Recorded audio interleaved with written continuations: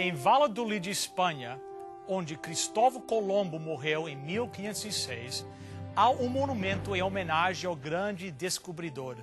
Talvez a característica mais interessante do memorial seja a estátua de um leão destruindo uma das palavras latinas que fez parte do lema da Espanha durante séculos. Antes das viagens de Colombo, os espanhóis achavam que tinham alcançado os mais distantes limites da Terra. Portanto, seu lema era Ne plus ultra, que significa nada mais além. A palavra sendo destruída pelo leão é o ne, ou o nada, fazendo com que o lema se torne plus ultra. Colombo provara que realmente havia muito mais além.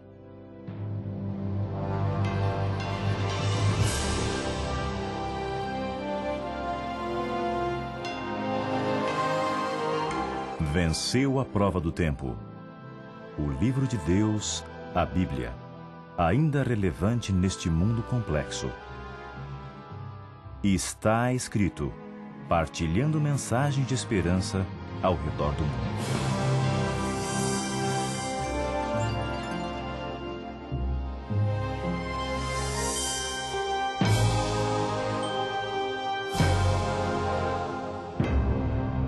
O que acontece quando alguém morre é algo que tem fascinado os pensadores durante séculos.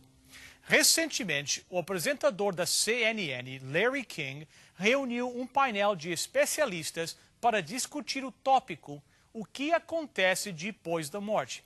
Esta noite, continuou ele, vamos explorar o máximo dos mistérios com os líderes de muitas religiões. No painel estavam um pastor evangélico, um padre católico, um rabino, um teólogo muçulmano, um escritor e palestrante em assuntos espirituais e um ateu. Cada um teve a oportunidade de responder à questão o que acontece após a morte. E o pastor evangélico começou dizendo, bem, quando você morre, você vai para um entre dois lugares. De acordo com as Escrituras, você vai para longe da presença de Deus para sempre, ou entra na presença de Deus para sempre. Larry King então perguntou, isto se faz com o corpo? O pastor respondeu, não, seu corpo fica. Vamos ao funeral, vemos o corpo que é colocado no túmulo e se decompõe. Seu espírito imediatamente entra na presença de Deus. Ou não, no caso, esperando a ressurreição final. Foi perguntado então ao padre católico, o que acontece após a morte? O padre respondeu, creio que vamos nos encontrar com Deus. De que forma? Larry King perguntou e o padre continuou. Vou ter uma forma espiritual, não vou ter um corpo. E falamos de espíritos quando falamos de anjos, e, portanto, há uma realidade diferente da que é visível para nós. Cremos que ouvirei a Deus, apesar de não ter olhos como tinha, mas haverá um conhecimento. Haverá a satisfação de todos esses desejos que tive para poder estar feliz agora na presença de Deus. Perguntou-se ao rabino, como é o céu? E ele respondeu, sabe, é o mundo da alma. Bem, para ser honesto com vocês, devo dizer que todas estas respostas se baseiam numa incompreensão da verdade bíblica sobre a morte. Baseia-se na primeira mentira dita no universo. Não há morte. Não existem mortos. Esta é a declaração encontrada na placa de pedra que identifica o local onde ficava a casa original das irmãs Fox em Hydesville, Nova York, em 1848. Foi lá que estranhas batidas na parede fizeram surgir o moderno espiritismo. O obelisco ao lado da igreja espiritualista de Rochester, Nova York, continha as mesmas palavras que foram escritas no túmulo das irmãs Fox. Não há morte, não existem mortos. O Anuário do Espiritualismo de 1871 declarava, Para ser exato, não há morte. Em tons disfarçados, o cristianismo moderno reitera a mesma mentira. O fundamento do espiritismo é o ensino da imortalidade universal inata e, consequentemente, a possibilidade de comunicação entre os mundos visíveis e invisíveis.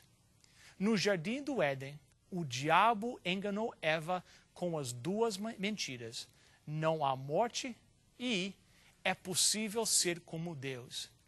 A mentira da não existência da morte tem sido um demonizador comum na maioria dos credos cristãos. Esta filosofia da imortalidade inata tem permeado praticamente todas as religiões. Deus alertou nossos primeiros pais para a consequência da desobediência. Ele estabeleceu o princípio de que o salário do pecado é a morte, Romanos 6, 23. Suas palavras podem ser lidas em Gênesis capítulo 2 e versículo 17. Mas da árvore do conhecimento do bem e do mal, dessa não comerás, porque no dia em que dela comeres, certamente morrerás. Adão não poderia ter entendido essas palavras em qualquer outro sentido que simplesmente vida e morte. Nem entendeu de outra forma até que o grande enganador, o pai da mentira, sugeriu outro sentido, um sentido figurativo que tem sido aceito por grande parte dos descendentes de Adão. E, infelizmente, conseguiu se infiltrar na teologia das igrejas cristãs de hoje. A morte deveria ser uma palavra bem entendida, mas o orgulho do homem não se submete a ser pó. Ele tem, em sua opinião, uma alma imortal e rejeita a declaração do Criador. Depois do pecado de Adão, Deus repetiu a penalidade original, mas em outras palavras: tu és pó e ao pó voltarás. Deus claramente quer dizer, e Adão entendeu este significado, que quando os homens morrem como consequência do pecado, eles morrem mesmo. Não continuam a viver em outro lugar. Mas a filosofia do diabo significava, e ainda significa, que Deus estava errado, que o homem nunca morreria, mas teria uma vida perpétua, como a de Deus. Certamente não morrereis, mas sereis como Deus. É uma mentira do diabo hoje tanto quanto foi quando ela originou. Seja onde que for dita, era mentira desde o início e continua sendo mentira desde então. É mentira agora. Nem toda aceitação das religiões cristãs jamais a tornará em outra coisa que não uma mentira. A morte não é uma modificação da vida. Não é vida de forma alguma. Não é uma continuação da vida em condições alteradas. Não é libertação desta vida para uma vida melhor. Não é vida em estado de miséria, ou vida de felicidade, ou vida em qualquer condição. O tentador abertamente contradisse o aviso de Deus. Suas palavras foram: certamente não morrereis. Isto foi o primeiro sermão sobre a imortalidade incondicional da alma. E, no entanto, esta declaração, que apoia-se apenas na autoridade de Satanás, é ecoada pelos púlpitos da cristandade e recebida pela maior parte da raça humana tão facilmente quanto foi aceita por Adão e Eva. O princípio, a alma que peca, esta morrerá, foi transformado de uma forma a significar: a alma que peca não morrerá, mas viverá eternamente. Que estranha obsessão. Sob a guarda-chuva destas duas mentiras, os cristãos aprendem que o homem não pode morrer, que a morte é apenas a libertação dos espíritos para que possam começar sua jornada para esferas superiores da progressão evolucionária em direção à deificação e união com Deus. Esta é a base do Espiritismo. Qualquer um que se recusa a crer nas mentiras do inimigo não pode ser enganado pelos sofismas do Espiritismo moderno.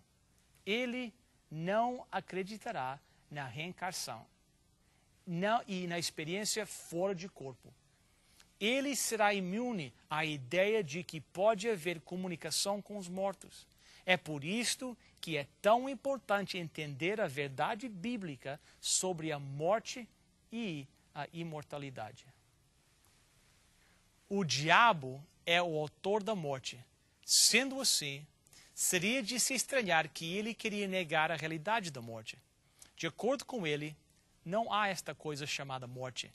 Ele considera a morte como a simples passagem deste mundo para o mundo dos espíritas. A transição para uma vida mais completa e mais exaltada. Os mortos estão mais vivos que nunca. Alegação: certamente não morrereis, primeiramente sussurrado nos ouvidos de Eva, dentro do paraíso, continua a ecoar através dos corredores do tempo até hoje. Nossa sociedade tem sido identificada como uma cultura da negação da morte. As religiões modernas negam a morte.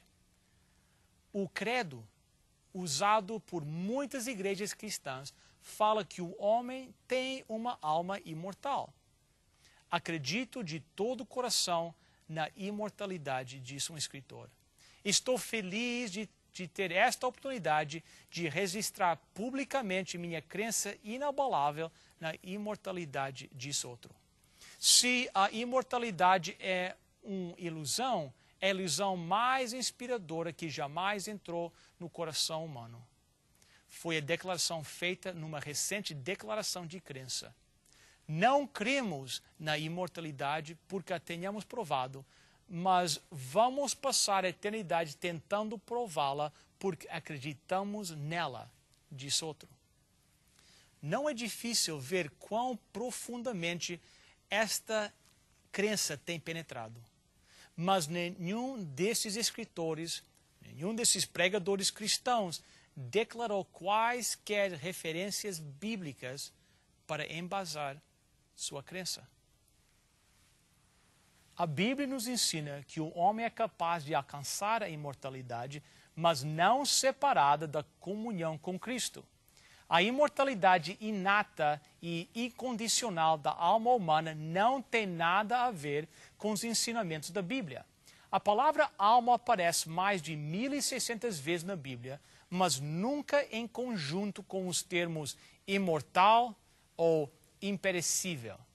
Em toda a Bíblia não há nenhuma declaração direta ou indireta a respeito da imortalidade inerente da alma. Nem as Escrituras jamais falam de vida eterna dos ímpios. Não apenas a Bíblia se abstém de usar a expressão alma imortal, tão constantemente usada nas religiões cristãs, mas repete a verdade de que a imortalidade não é um dom natural, mas algo a ser adquirido, um privilégio conferido ao crente. Em Romanos capítulo 2, verso 7, Paulo declara que os cristãos buscam a imortalidade, a saber, a vida eterna aos que com perseverança em favor do bem procuram glória e honra e incorrupção. Só Deus é infinito, apenas Ele tem a imortalidade. Falando de Deus, Paulo disse em 1 Timóteo 6,16: aquele que possui Ele só a imortalidade e habita em luz inacessível, a quem nenhum dos homens tem visto, nem pode ver, ao qual seja honra e poder sempre eterno. Amém. Jó faz a seguinte pergunta em Jó capítulo 4, verso 17. Pode o homem mortal ser justo diante de Deus? Pode o varão ser puro diante do seu Criador? O resultado do pecado é apenas uma separação da alma do corpo? Isto contradiz a clara ensinamento da Escritura que diz: a alma que peca, esta morrerá. Deus prometeu ao homem uma opção de viver para sempre ou morrer eternamente. Ele disse em Deuteronômio, capítulo 30, verso 15: Vê que hoje te pus diante de ti a vida e o bem, a morte e o mal. A imortalidade virá apenas através de Jesus, com um dom concedido aos crentes que aceitaram sua morte como expiação para os seus pecados. A carta de Paulo a Timóteo, em 2 Timóteo, capítulo 1, verso 10, disse: e que agora se manifestou pelo aparecimento de nosso Salvador Cristo Jesus, o qual destruiu a morte e trouxe à luz a vida, a imortalidade pelo Evangelho. Satanás quer que acreditemos que a vida eterna é para todos. Certamente não morrereis. Mas o verso mais citado do Novo Testamento declara nossa imortalidade condicional em São João, capítulo 3, verso 16. Porque Deus amou o mundo de tal maneira que deu seu Filho unigênito, para que todo aquele que nele crê não pereça, mas tenha a vida eterna. Só aqueles que creem viverão para sempre. A imortalidade universal não faz sentido no contexto desta promessa. Paulo disse que a imortalidade será concedida no momento da ressurreição. Lemos em 1 Coríntios, capítulo 15, versos 52 e 53.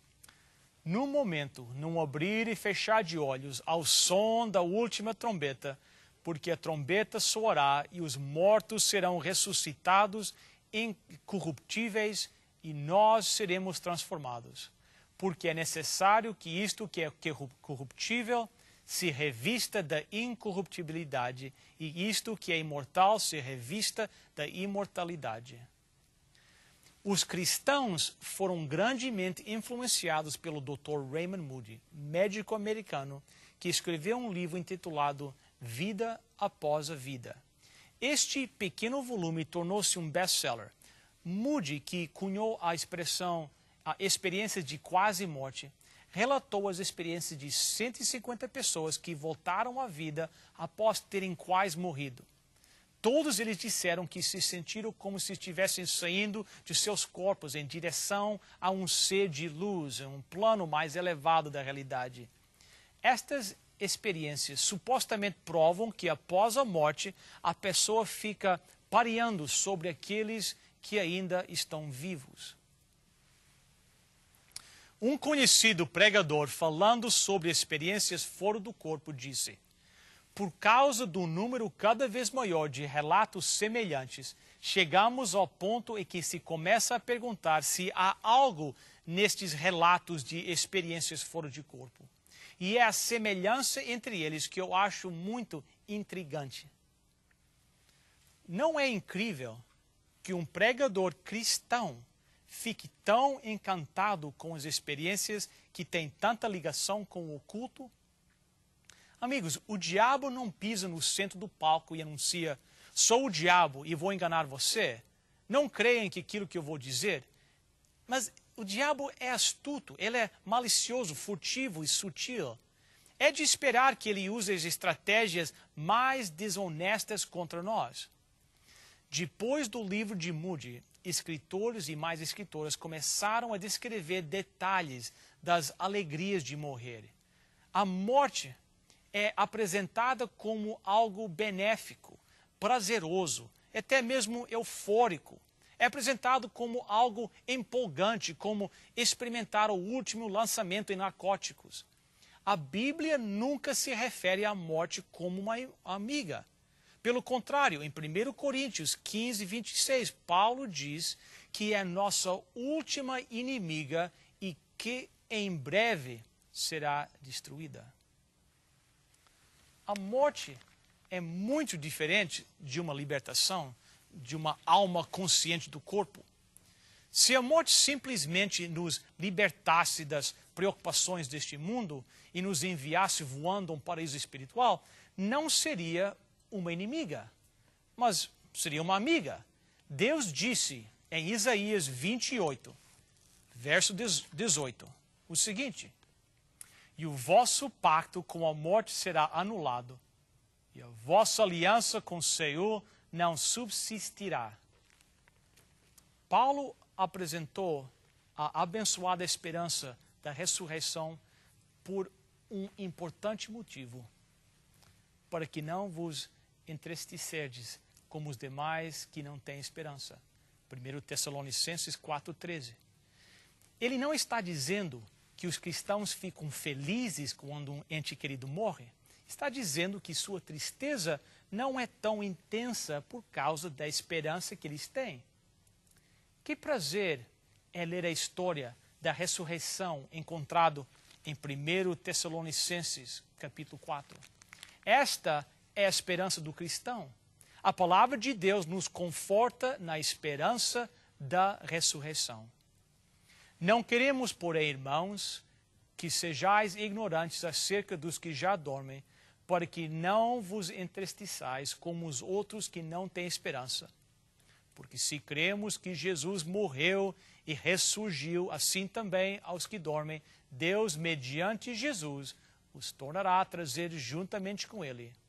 Dizemos-vos, pois, isto pela palavra do Senhor, que nós, que ficarmos vivos para a vinda do Senhor, de modo algum precederemos os que já dormem. Porque o Senhor mesmo descerá do céu com grande brado, a voz do arcanjo, ao som da trombeta de Deus, e os que morreram em Cristo ressuscitarão primeiro. Depois nós, os que ficarmos vivos, seremos arrebatados juntamente com eles nas nuvens ao encontro do Senhor nos ares. Assim estaremos para sempre com o Senhor. Portanto, consolai-vos uns aos outros com estas palavras. Paulo não queria que fôssemos ignorantes a respeito daqueles que dormem. Ele acreditava que os mortos estavam dormindo. Cria na vinda de uma ressurreição em que eles acordariam do seu sono. Esta é a esperança de todos os cristãos. O dia está chegando em que a cidade silenciosa, chamada cemitério, será um lugar de alegre reencontro. Os seus túmulos se abrirão e o Filho de Deus chamará os santos que estiverem dormindo sob a terra. Será o funeral da morte. A Bíblia nos manda consolar os que choram, mas não com mentiras sobre a morte, e sim com a verdade sobre a ressurreição. Que esta seja a sua esperança e a minha. Você está de luto pela perda de um ente querido?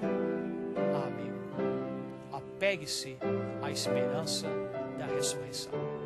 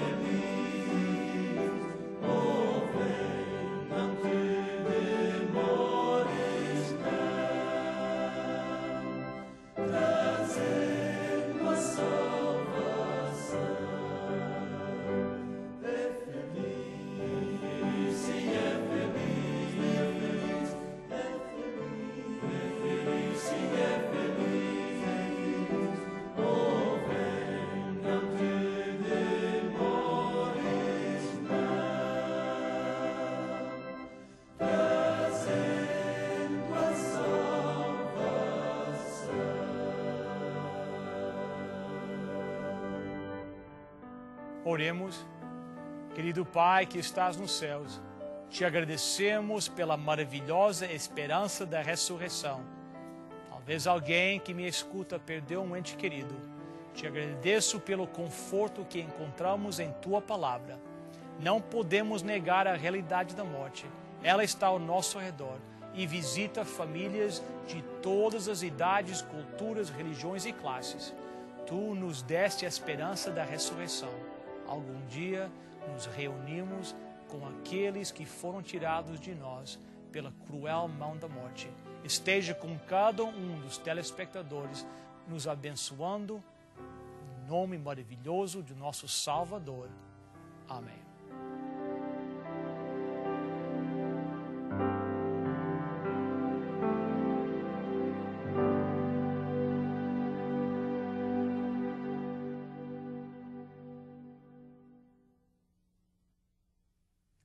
Alguém comentou que esta é a era da incerteza. Como cristãos, cremos que as respostas certas para as grandes incertezas da humanidade estão na Bíblia Sagrada, porque foram dadas por Deus, o único que conhece o passado, o presente e o futuro. Não seria isso uma boa razão para adotar a Bíblia como um livro de sua vida? Para tal, você precisa conhecer o que ela diz. Se você quer conhecer mais sobre a Bíblia e o maravilhoso plano de Deus para a sua vida, o programa Está Escrito tem uma sugestão e um presente para você. É o curso A Bíblia Ensina. Você não precisa pagar nada, é gratuito. Peça agora o seu curso, A Bíblia Ensina. Para você solicitar a sua oferta de hoje, basta chamar o nosso número de telefone 416-259-8608. Chame agora mesmo 416-259-8608. Se você preferir, poderá também escrever para Está Escrito, Box 2010, Oshawa, Ontário, L1H 7V4. Nós agradecemos a sua presença aqui conosco neste programa do Está Escrito e aguardamos a sua presença na próxima semana de novo. Até lá, lembre-se, está escrito, nem só de pão viverá o homem, mas de toda a palavra que procede da boca de Deus.